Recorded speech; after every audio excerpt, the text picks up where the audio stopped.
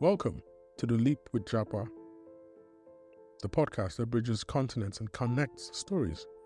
Join us as we dive into the vibrant world of international education, explore diverse cultures, and share the extraordinary journeys of students far from home.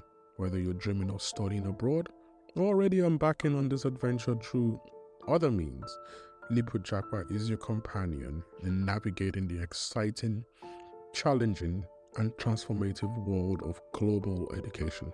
Let's leap into today's episode.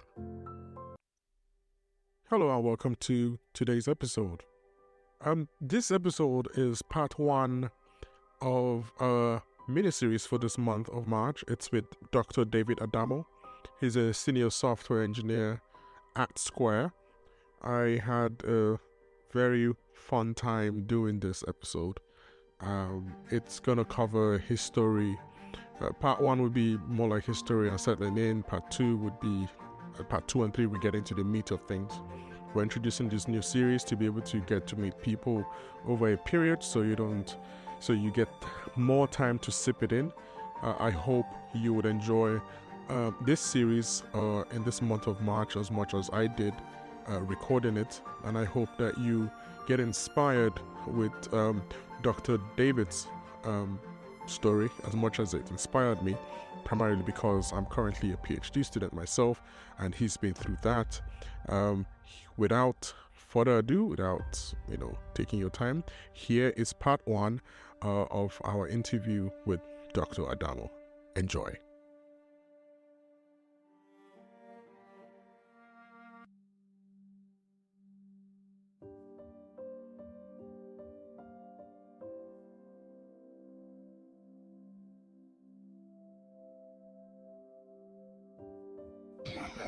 Good afternoon, Mr. David.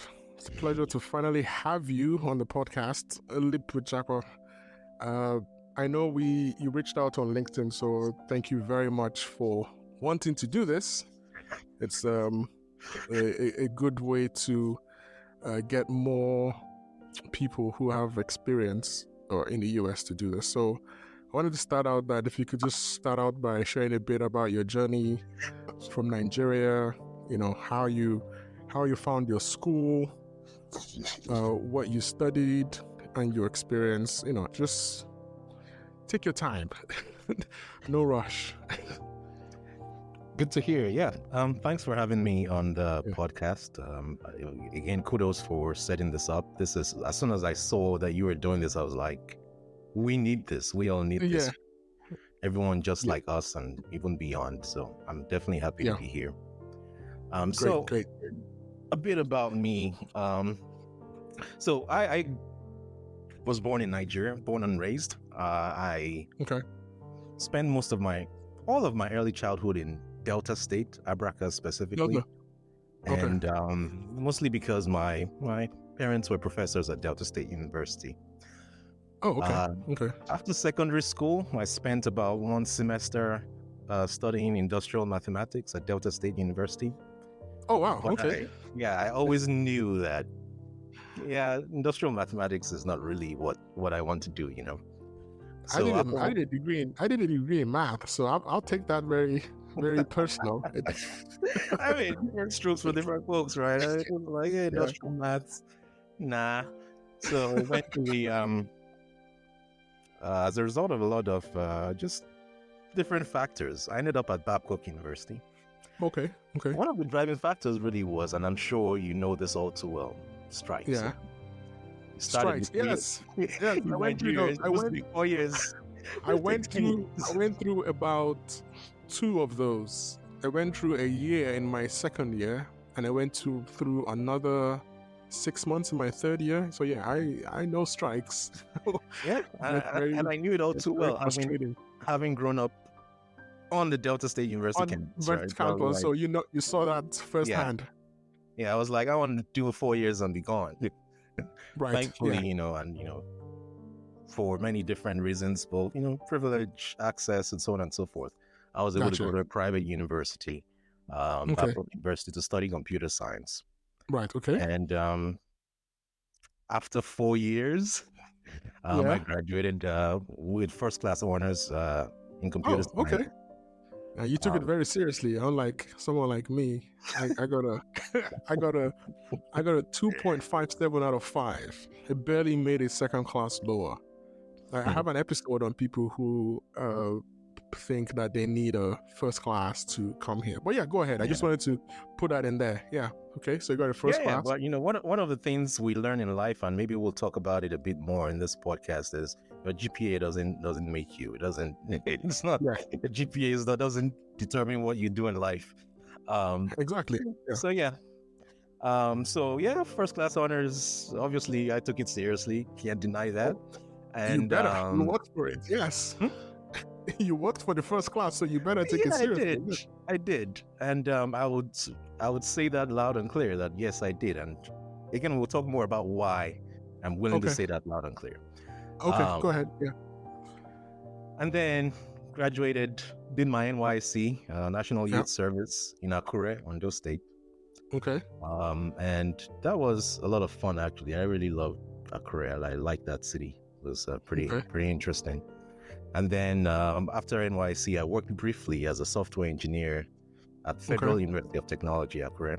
That's actually where I served. So I just went from service to working there. Okay. Yeah, working there.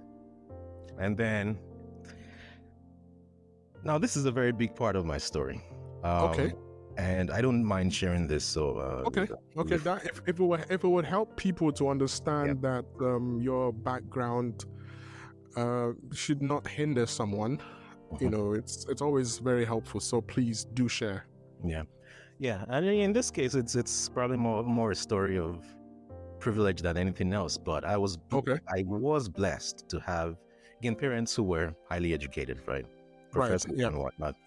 And what typically happens in families like that is, the expectation is that you become highly educated yourself, right? Correct. That's the expectation. But for me, even though I took my undergraduate degree seriously, I didn't want to be a professor. I had seen it. I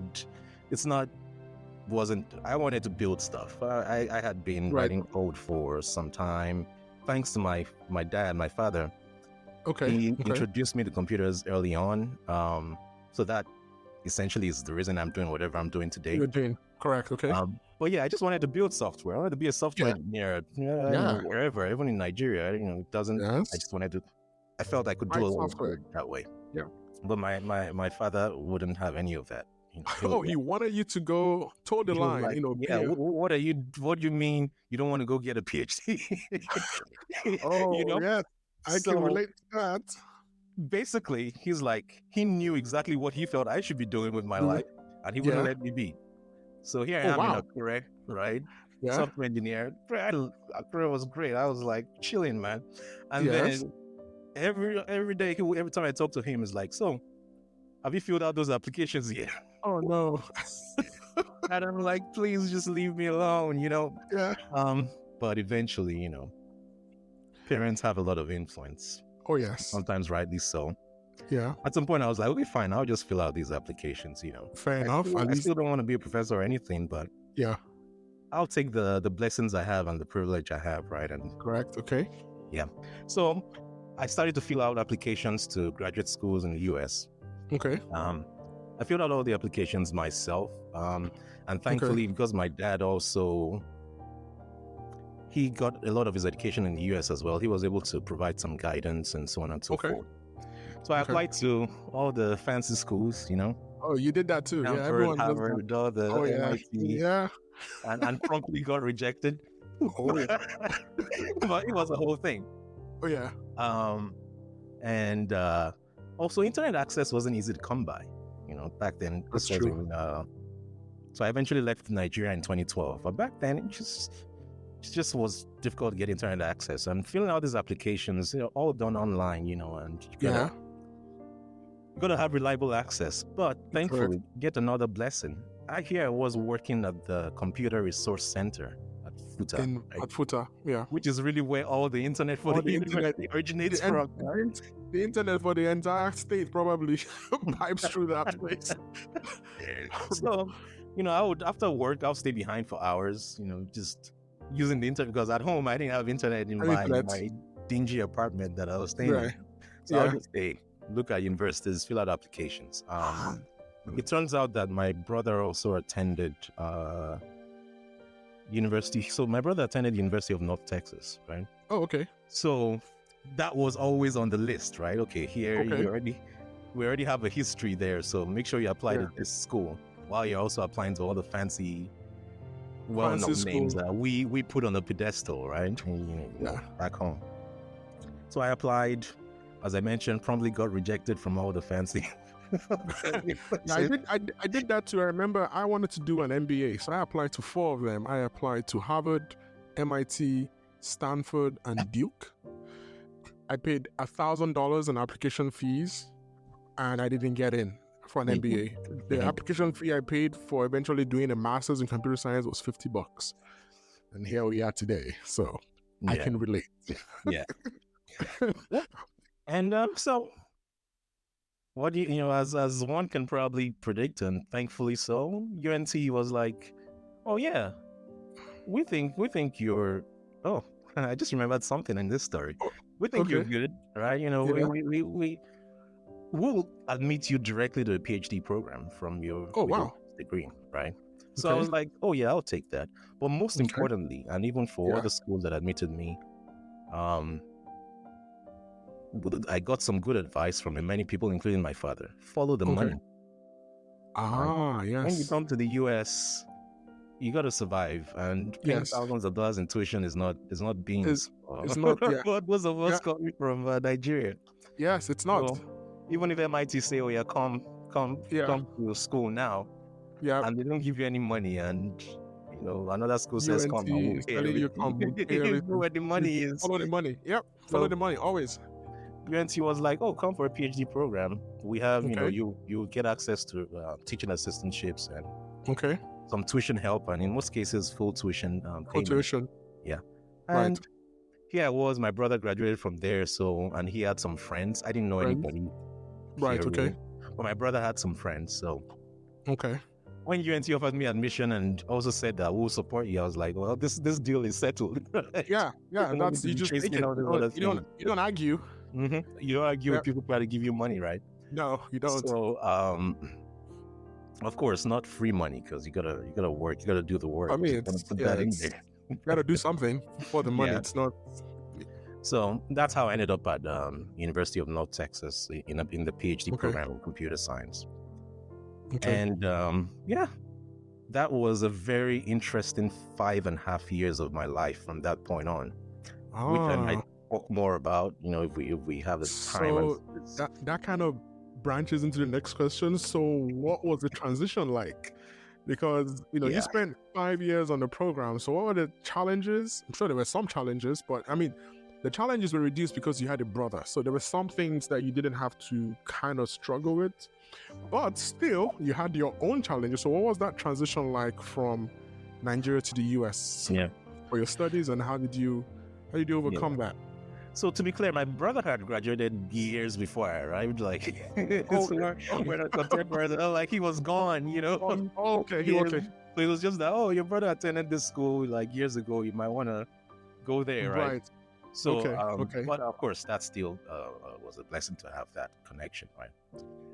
With regard to challenges, I mean, first off, even before getting to UNT, as you probably are familiar with, there was a challenge of how do you pay application fees.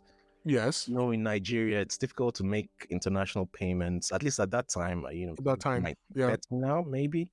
But how do we make international payments? There was the whole visa thing. Right. Then service fees, something called service. I don't know if service it exists now. There are just some money parts of it that were just difficult to get done. So that was challenging in its own way, but it usually comes down to finding someone in the US that you know, and so you don't have to even know them well. Just find somebody to help you and maybe help you make those payments and so on and so forth. So that was one challenge. Then the whole internet thing. Right. Then visa. You got to go your visa appointment. That's over. That was stressful, at least for me. It was just like, and you know how it is when you go for a visa appointment. It's just, what? They ask you all the questions. I remember very clearly. During my visa interview, they very clearly said, I don't think you have enough money to go for graduate studies in the US, right? Because I had some statements, but there wasn't a lot of money in there at the time. It was, and I was already like, oh my God, they're going to reject my visa. It was when I pulled out the offer of teaching assistantship. I'll never forget that moment. I pulled out a letter. I was like, oh, hey, but they gave me this letter. And they said they will support me. And it was the interview. I was like, oh, okay. That helps. I don't know if that works. That helps. And he was like, okay, fine. And so that was close. That was a close one. Oh yeah, I could feel the rejection coming. And then he was like, oh, okay, that helps. So anyway, I get to the US first. I need to find a place to stay. Yes, that's usually the very first thing. Yeah. And I didn't have a wide network of, maybe other Nigerians, or I just had, so it turns out, I mentioned earlier that I grew up in Abraka Delta State. Yes. It turns out that one of my father's colleagues had his own children at UNT. Oh, okay. Texas. And my brother was also friends with them, having graduated from there, right? Having graduated from UNT. So eventually, those were like the only people I knew tangentially. So I think, my brother called and was like, hey, my own brother's coming. Can they stay with you?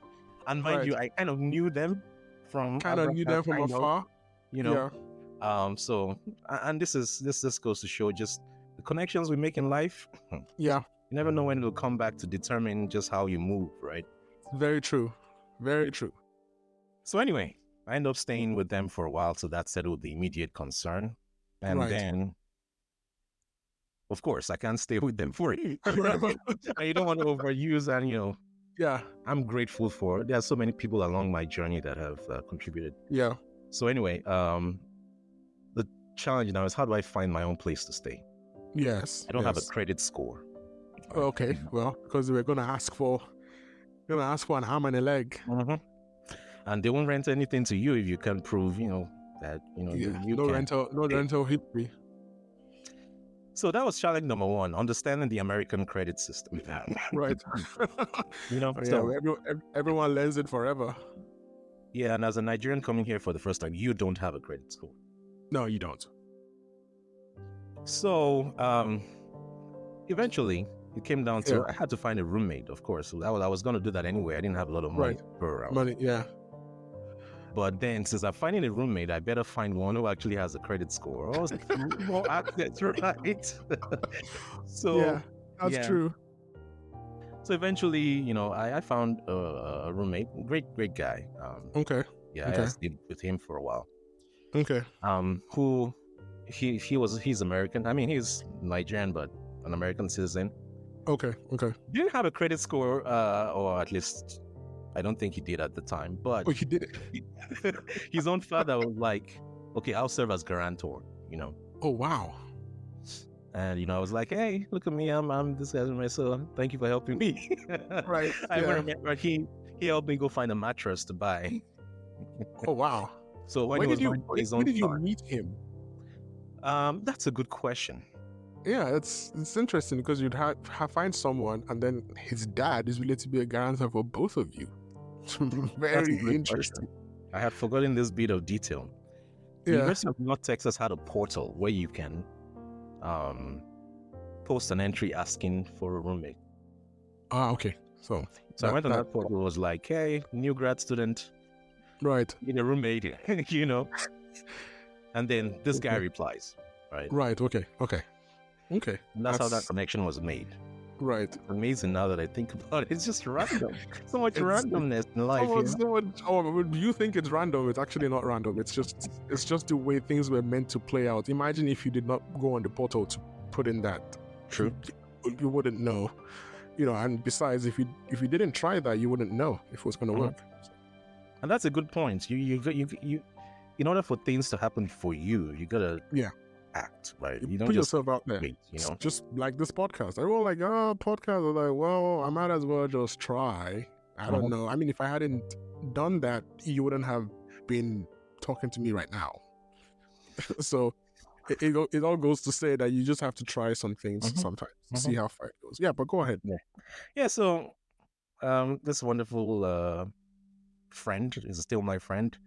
Right, okay. Responded, and his dad was like, "Oh, so you don't have anything in this life, do you?" Okay, fine. I'll be guarantor. And here's this guy, this random guy, David. Right. Right. Probably seems like a reasonable person. Fine. Right. And then he went and got a mattress for his son and got one for me too.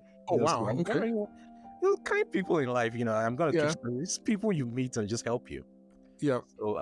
So that's how I got a place to stay. Okay. This guy was my roommate for many years, actually. Okay. So that was challenge number 2, finding a place to stay, credit, and so on and so forth. And then getting your first credit card was challenging. Who will give me a credit card? Yeah. I don't know. If I don't have credit, but I need a credit card. Start building credit is a circular problem. Chicken and the egg problem. Yeah. But somehow I got that. And, off to the races with building the financial structure for myself, with credit and whatnot. So yeah, let's see what other challenges. Then of course the schooling itself, right? Which is what I was here for. How did you? What was it like? How different was it? So you've been to Babcock. You're here. You're brimming with a first class. Floating on the skies. You're about to take on grad school. What exactly? How was there any adaptation that you had to do? Was it just, easy for you? Yeah, I think you cut off for a moment there, but I'm sure I got the gist of the question. Oh, okay. Did I cut off or did you cut off? Anyways. Yeah, some connection issue. Yeah, so I was saying that, how did you adapt to the whole, to the whole American school system? What were the changes? Yeah. So that's a question that really, really touches my soul. So I often like to tell, to say that, just as a reminder, I was getting admitted directly to the Ph.D. program. Ph.D. program, yes. So the Ph.D. is very different from undergrad. And this was something I would eventually learn over time. Right. So here I am coming here with, in some way, a chip on my shoulder, right? Yes. Yeah. I can code. I can write code. I can write code. You worked hard for it. I'm a good student. Yes. So my what could go transcript wrong? Says as much. But I quickly realized that there were a lot of holes. Okay. In my knowledge. Okay. Give an example. Yeah. So let's say in computer science, algorithms and data structures. Well, okay, fair enough. I was gonna say that first. Like, what about computer architecture? Oh, computer. Oh, even till today. Yes, some aspects of computer architecture I should know better. Yeah, I'm willing to say it, and I'm learning. Filling gaps, and I'll forever be filling gaps. I'm sorry I hate computer architecture. I'm sorry. Algorithms, I failed twice in my PhD program. I'm still on it. I don't know if I'm going to quit. But it tells you. I mean, that means I understand how you feel. Yeah. So yeah, go ahead. It is tough. So I realized there were holes, and I think this is lesson number 1. It's important to be humble enough to realize when when you need help. Yeah, and when you need help, and when you need to work, right? Harder, fill gaps. So that was one of my first realizations. Taking classes and realizing that, I was a great student in Nigeria, but not in Nigeria anymore. Right. So I spent some time identifying these gaps, listening to people talk, talking to people and studying, right, and learning from others whenever I could. And the goal was, I believe in excellence, so I'm gonna do what it takes to be excellent. To excellent, Yeah. So that was challenge number one. So here I am trying to take classes, because in the PhD program, especially if you're coming directly from an undergraduate degree, you first take a lot of classes, right? To build, that. Yeah, I think in general credit. it's like that. I think in general, because I got a master's, but when I started the PhD program, they made me take classes all over again. So I think doesn't matter where you're coming from. Yeah. I've heard it might be less so in the UK, and some other, but I don't know. But either way. But I can tell you, because I schooled in the UK, and you're correct. You don't do classes in the UK for a PhD. Once you get in, you would do you do some classes, but it's not as rigorous as the US. They emphasize more on your research than the classes. The US classes the way the US does the education is you need the classes for you to figure out what you like to do research in. They don't want a situation where you don't have breadth and depth kind of thing. So I think that's why it's different, which is why it's more rigorous and in a way a more comprehensive experience if you get a CS PhD from the US, because you need to do algorithms, data structures, computer architecture. If you don't pass those, I'm sorry, they're not going to let you go. You're not going to do research. And those are fundamentals, and we'll talk about those over time. I know I say we'll talk, so hopefully we do. No, we'll talk. There's no rush, like I said. Yeah, go ahead. So eventually too, there was something I came to learn. So even prior to coming to the US, I would write blog posts. I was kind of trying to be active in Nigerian tech scene and just write things. And actually, I thought I could write. I thought I was a relatively good writer. And I think that was true to some extent, but when I got into the PhD program, I learned that, I'm not that great. And how did I know this? Yeah. Here I am. I have a supervisor, advisor, as we call it in the US. Yeah. And I will write these article drafts, right? I'm doing research, writing these small things. And it will come back with all these red markings, right? Like red all over the place. The sentence is too long. And I have this weird habit of writing very long sentences. I'm glad I don't do that anymore. I try not to. It's just like the sentence is complicated. It's not clear. Just red everywhere. Wow. I was like, okay, I guess I'm not really that great at writing, So that was, again, lesson number 2, and the lesson in humility, like, understand if you have a weakness or you think you're good at something, but someone is giving you feedback. Yes, be open to it. Right. And the reason I'm discussing this on the challenges is that can be a challenging process, right? You come in with this chip on your shoulder and, they're like, you're not that great. It takes humility to imbibe that and make it constructive, right? So that was challenging. But again, put in the work, take the feedback, write better, right? Do whatever you can better. And basically, my whole 5.5 years of PhD were like this, just discovering that I got to adapt. I have to understand what I'm good at, what I think I'm good at, but probably not actually good at, and fix it.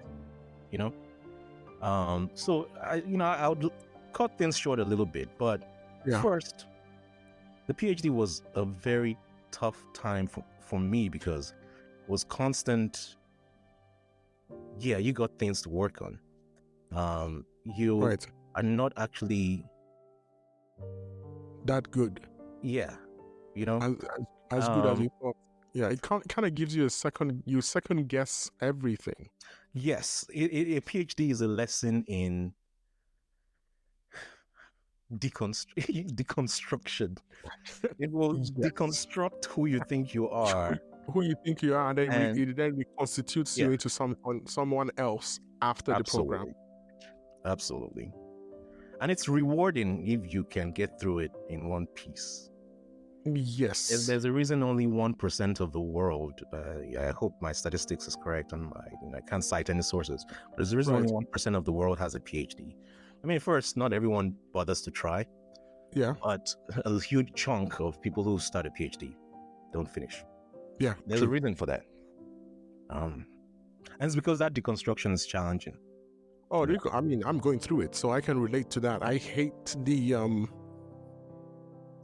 you come to the PhD program with what you think is a PhD, and then it gets thrown back at you to say this is not PhD. I'm like, so what exactly is it?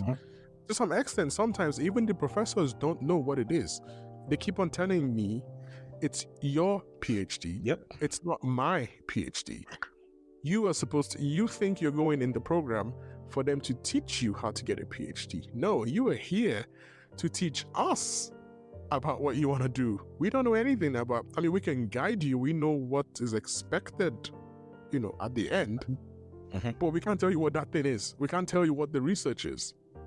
It's your discovery. Yep. And that's how it's different from undergrad, right? Undergrad, you have these classes, you have these exams, you study, write the exams, do the homework,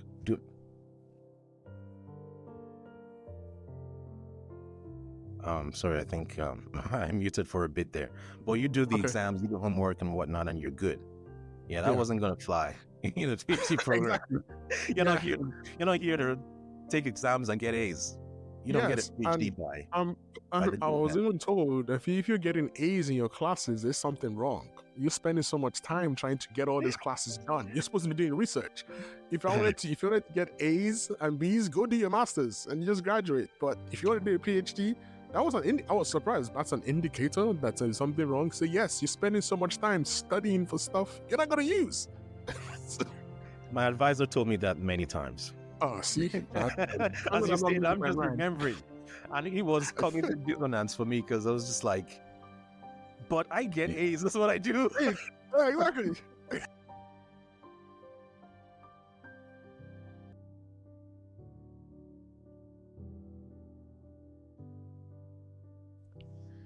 Thank you for tuning into this episode of Leap with Japa. I hope it brought you valuable insights and stories that resonate with your journey. If you have any thoughts to share, questions, or want to send a voice note with your feedback, please visit our website at leapwithjapa.io. You will find a contact form there. I would love to hear from you and feature your voice in a future episode. Don't forget to subscribe to the podcast on your favorite platform, some of which are Apple Podcasts, Spotify, iHeartRadio, or Player FM.